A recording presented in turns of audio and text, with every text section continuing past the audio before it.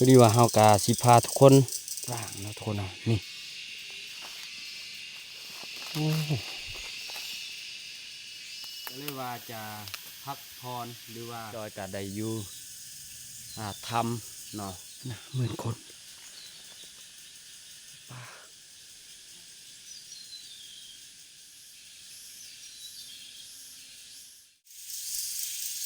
ครับสวัสดีเลยก็สวัสดีพี่เพื่อนลุงปานาเบิร์ดหมูสู่คนเนาะแล้วก็ยินดีตอนรับเขาสู่ซองจอยนอนในป่าคือเก่าเนาะแต่ว่าสำหรับวันนี้มันจอยกาเข้าป่าเนาะออกตามหาเฮ็ดเนาะแถวป่าดงดิบชื้นเนาะทุกคนเนาะเพราะว่าในป่าลึกนี่มันอาจจะออกเนาะเพราะว่าฝนตกนี่กาหลายเทื่อแล้วเนาะฝนตกเนาะประมาณเป็นอาทิตย์แล้วเนาะบางเทื่อเฮ็ดอาจจะออกเนาะก็เลยออกตามหาเนาะทุกคนเนาะมีแต่อยากฝากให้ทุกคนไปติดตามน้ำกันเนาะแต่ก่อนเขาเบิ่งเขาชมคลิปก็อย่าลืมกดไลค์กดแชร์กดติดตามเนาะเพื่อเป็นกำลังใจให้จอยได้สร้างคลิปต่อไปให้ทุกคนได้เบิ่งเนาะโอเคเพื่อบ่ให้ศึกษาเสียเวลาเนาะเดี๋ยวทุกคนไปติดตามเบิ่งครับชมน้ำกันคลิปนี้แบบยาวๆเลยเนาะไปกันเลยทุกคน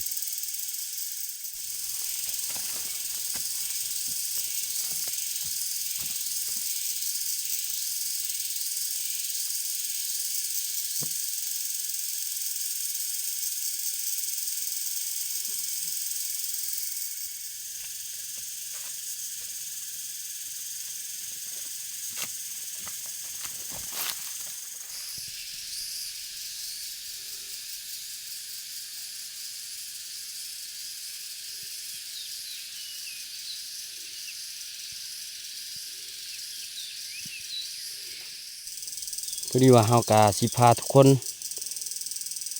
ไปหาแถวลุ่มเนาะนี่เนาะแถวลุ่มเนาะออกตามหาแถวนี้แหละ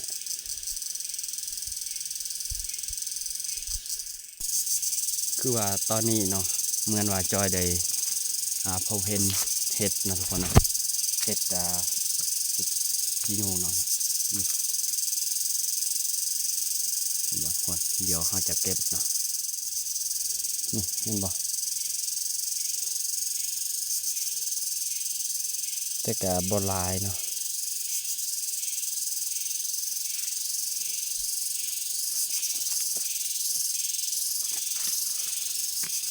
แถวถึงนี่อาจจะบ่มีเลยกะตอนนี้จอยได้เก็บเห็ดได้น้อยเดียวแล้วเนาะทุกคนเนาะเดี๋ยวจอยจะออกไปอีกเนาะคนตอนนี้เหมือนว่าจอยได้พบเห็นกับกระต๊อบร่างเนาะทุกคนเนาะกระต๊อบร่างเนาะเดี๋ยวจอยสิทายทุกคนเบิ่งเนาะ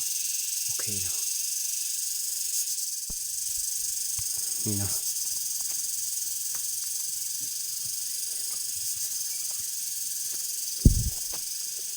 เหมือนว่าจอยจะได้เข้าไปเจอกระต๊อบร่างที่กลางป่าลึกเนาะทุกคนเนาะนี่เห็นบ่แต่จอยก็จะลงไปแถวลุ่มนี้เลยเนาะลงไปลงลุ่มลงหาดสลิง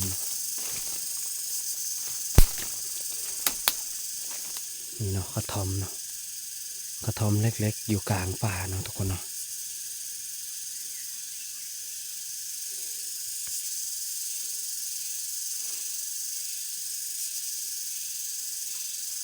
ธรรมศาสตร์บรรยากาศดอกใหม่ในป่าเนาะโอ้โคตรงามเลยวิว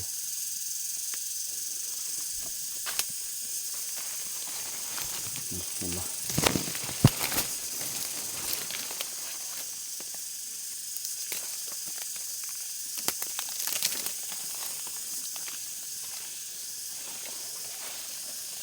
เดี๋ยวจะเข้าไปเลยเนาะ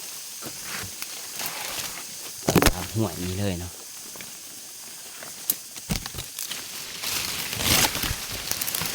หกลาย53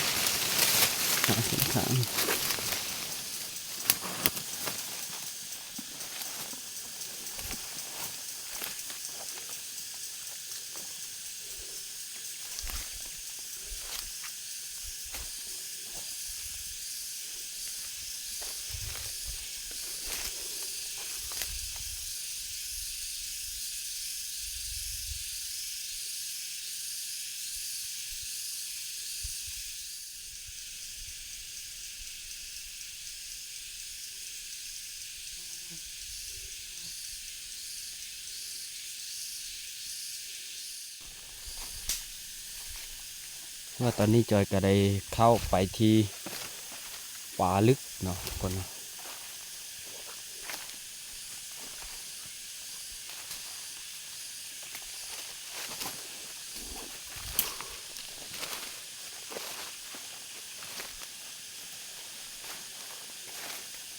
บรรยากาศช่วงนี้ฮอตเนาะแดดฮอตเนาะคนเนาะ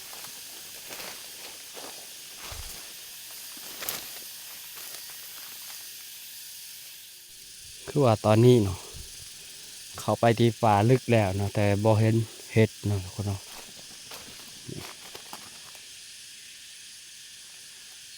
มันป่าแห่งนี้แบบมีอีหยังบางอย่างที่ผิดปกติเนาะทุกคนเนาะ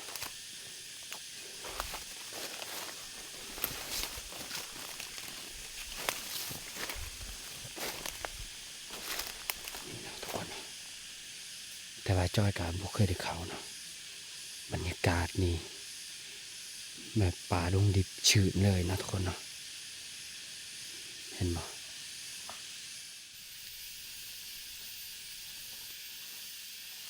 ในกาตอนนี้จอยก็ได้เข้าไปที่ป่าลึกเนาะก็เลยว่าจะพักผ่อนหรือว่านั่งชมธรรมศาสตร์เนาะทุกคนเนาะนั่งชมธรรมศาสตร์แล้วก็จักหน่อยจอยจะออกตามหาแถวลุ่มอีกเนาะแถวลุ่มอีกเนาะทุกคนเนาะเพื่อว่าเขาจะได้เฮ็ดหรือบ่เนาะทุกคนเนาะหรือว่าจะได้อิหยังแน่เนาะ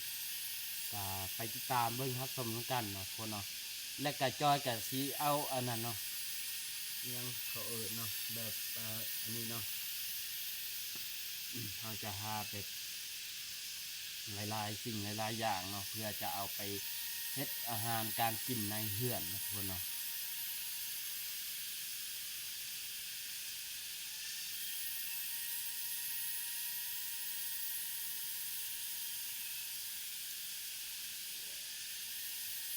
เด็กกาวจอยก็จะหากับวายเลยเนาะยอดวายนะทุกคนเนาะแต่ก็จักมันยังอ่อนหรือบอดช่วงนี้เนาะหรือว่าในยามฤดูนี้นะทุกคนเนาะเพราะว่าแถวนี้มีกกวายเนาะทุกคนเนาะ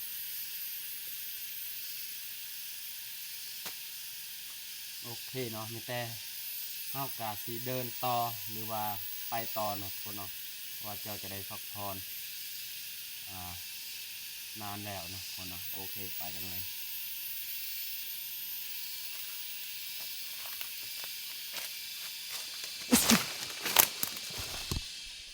เราตอนนี้มันจอยก็ได้เดินต่อ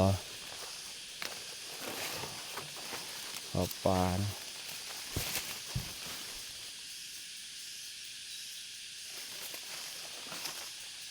เกือบหลบนะทุกคนเนาะมันลื่น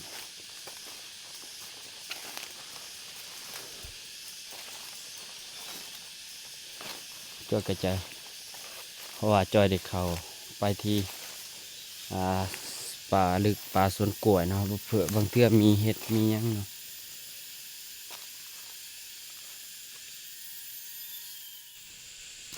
คือว่าตอนนี้เนาะเฮาก็ได้เข้าที่ป่าสวนกล้วยเนาะหรือว่าในนี่เนาะว้ายทุกคนมันว่าเฮาจะเจอกระตอบปร่างเนาะทุกคนเนาะนี่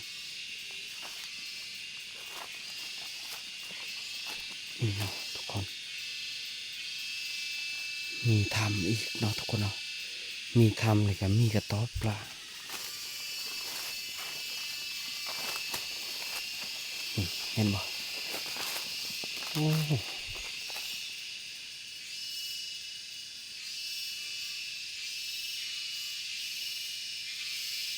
เหมือนว่ามีแบบคนอยู่อาศัยเนาะทุกคนเนาะคนที่เคยอยู่อาศัยในป่าแห่งนี้เนาะ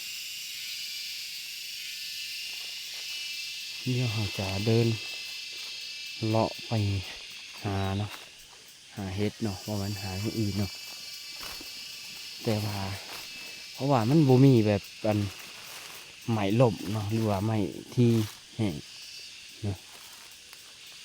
ทุกคน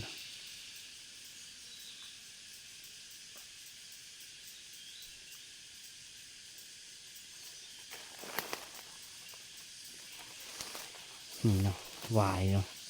แต่ว่ามันคือสีบ่ทันไหลดอกสำนี้เนาะ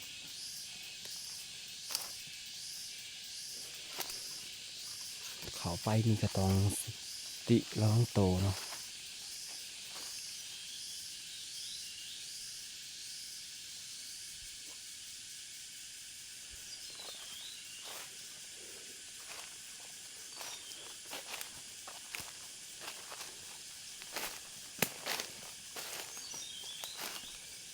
โมเห็นเลยเนาะอ๋อกกไปนี่มันโมมีเนาะ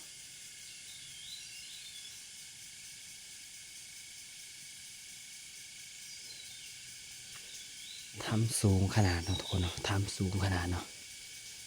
นี่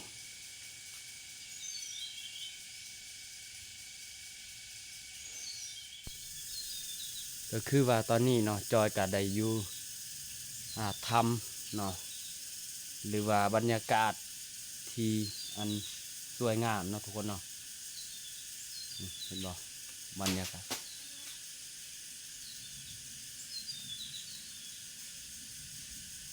เหมือนว่าแบบเขาโยนหินเนาะโยนก้อนหินเนาะทุกคนเนาะเดี๋ยวเขาจะพาทุกคนเบิ่งคือว่าผมได้ค่อยได้ยินแบบเขาโยนหินแถวนี้เนาะ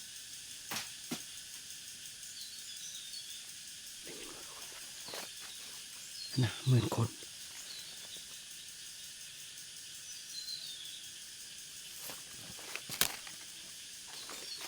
มันคนเลยหรือว่าพี่ของก่อยเนาะทุกคนเนาะหรือว่าพี่ป่า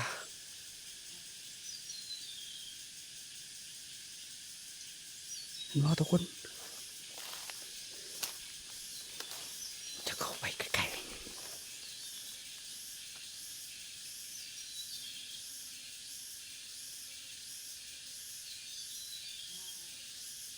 เห็นว่าทุกคน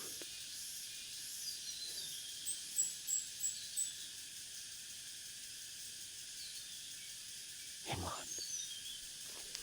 เดี๋ยวเขาจะตามไป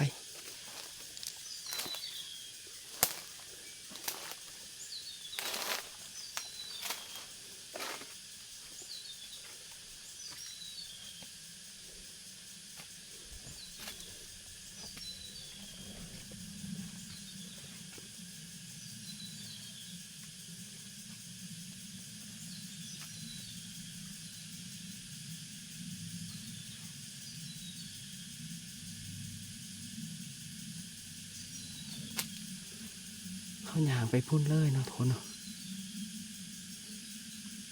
นี่เห็นบ่ว้าทำเนาะทุกคนเนาะทำขนาดยักษ์ใหญ่เลยเนาะทุกคนเนาะนี่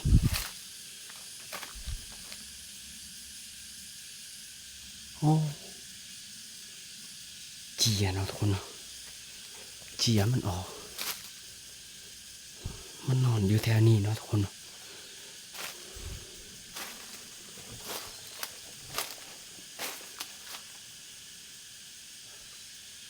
หูทำเนาะทุกคนเนาะพาทุกคน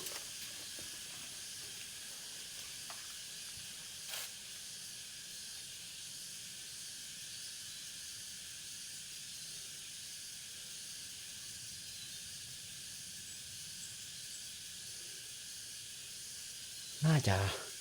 สอดทางเทิงเลยเนาะรู้ทำตัวนี้เนาะ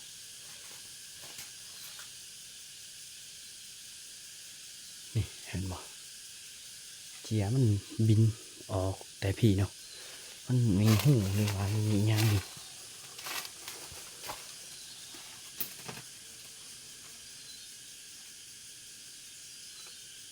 นี่เนาะหูเจียหูเจียมันนอนเนาะหรือว่ามีแบบมันมีลูกเนาะอยู่ในมันมีลูกเนาะหรือว่าแบบมันเป็นไข่เนาะคือว่าตอนนี้เนาะเขาได้พบเห็นเหมือนแบบ อหยังพี่ป้าเนาะหรือว่าอ่าพี่ก้องก่อยเนาะทุกคนเนาะอยู่ในถ้ำเนาะเหมือนว่าแบบมันเป็นคนหรืออิหยังจอยก็ยังบ่ทันได้ฮู้เนาะแต่ว่าจอยก็ได้เห็นเนาะเห็นว่าเขาย่างออกแต่นี่เนาะเขานั่งอยู่หม้องนี้เนาะเขาย่างขึ้นเทิงเลยเนาะทุกคนเนาะย่างขึ้นเทิงเลยเนาะทุกคนเนาะเดี๋ยวจอยจะลัดไปทางพุ่นเนาะเพื่อว่าจะได้เห็นเนาะแต่ก็ยังบ่ทันได้แน่ใจว่าคนนั้นแม่นไผเนาะหรือว่าเขาเป็นพี่หรือว่าอ่าเป็นคนเนาะทุกคนเนาะหรือว่าเป็นพี่ของก่อยเนาะทุกคนเนาะเพราะว่ามันมักอยู่ในถ้ำเนาะจังพวกนี้เนาะที่จอยเห็นนี่ก็แม่นแบบเหมือนว่าเหมือนคนเลยเปเนาะแต่เฮาก็บ่ฮู้ว่าเขาเป็นคนป่าหรือว่าคนอันนี้เนาะหรือว่าแบบคนที่อาศัยอยู่ในป่าเนาะทุกคนเนาะหรือว่าคนลงป่าบ่เนาะทุกคนเนาะเดี๋ยวเฮาจะออกเดินทางเขาไปหาเขาเจ้าเนาะออกเดินทางนี้เลยเนาะไปพุ่นเลยเนาะทุกคนเนาะโอเคเนาะเพราะว่าในถ้ำนี่ก็บ่มีเนาะเดี๋ยวเฮาจะขึ้นเทิงเลยเนาะขึ้นเทิงมาเบิ่งบรรยากาศอยู่ในถ้ำเนาะ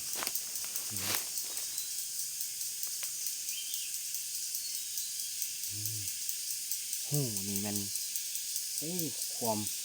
เลิกเนาะเลิกลายเนาะทุกคนเนาะ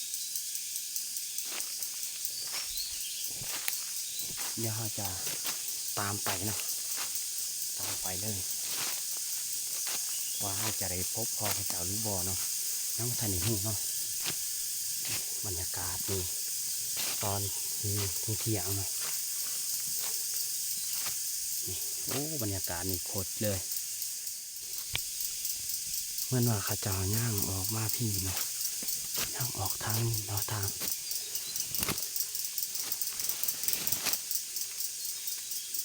ตุกขี่เนาะขี่เนี่ย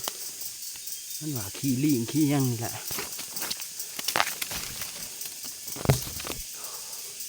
ว่าสีไปหาเห็ดคักๆเนาะแต่ดันกลับมาเจอกับแบบนี้เนาะเลยตามไปนะทุกคนเนาะ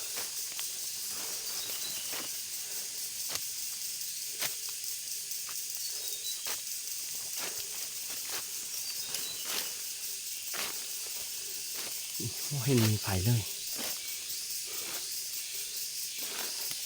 หรือว่าวิญญาณนะทุกคนเนาะโอ้ยไผ่เลยนะทุกคนเนาะเขากะต้องสติแล้วมังโตเนาะแต่เขาก็จะออกจากป่าแห่งนี้เนาะทุกคนเนาะน้ำหาไม่เห็นเลยโอเคเนาะทุกคนเนาะเขาได้ตามหาแต่ว่าโบเห็นเนาะ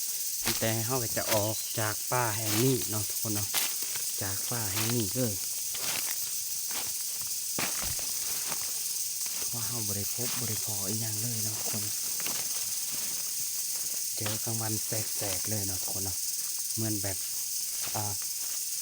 ผีป่าผีป่าเนาะหรือว่าห้องก่อยเนาะทุกคนเนาะเขากำบนแน่ใจกันเนาะทุกคนเนาะโอเคเนาะสำหรับคลิปนี้ก็สีผ้าจบเพียงเท่านี้เนาะแต่ว่าทุกคนก็อย่าลืมติดตามคลิปต่อไปเนาะอันนี้เป็นEP 1เนาะทุกคนเนาะสามารถติดตามน้ำกันเนาะทุกคนเนาะหรือว่าสามารถครับติดตามคลิปต่อไปเนาะว่าเพื่อให้เฮามีกำลังใจสร้างคลิปแล้วก็ต่อไปเฮาจะได้เห็นยังแน่ให้ทุกคนเบิ่งเนาะโอเคเนาะมีแต่ก็อยากฝากให้ทุกคนเนาะกดไลค์กดแชร์กดติดตามเนาะและก็ขอบใจสำหรับ FC หลายๆท่านที่เขามาติดตามเบิ่งฮับส้มเนาะซองจอยเด็กน้อยในป่าเนาะโอเคเนาะสำหรับคลิปนี้ก็จบลงเพียงเท่านี้เลย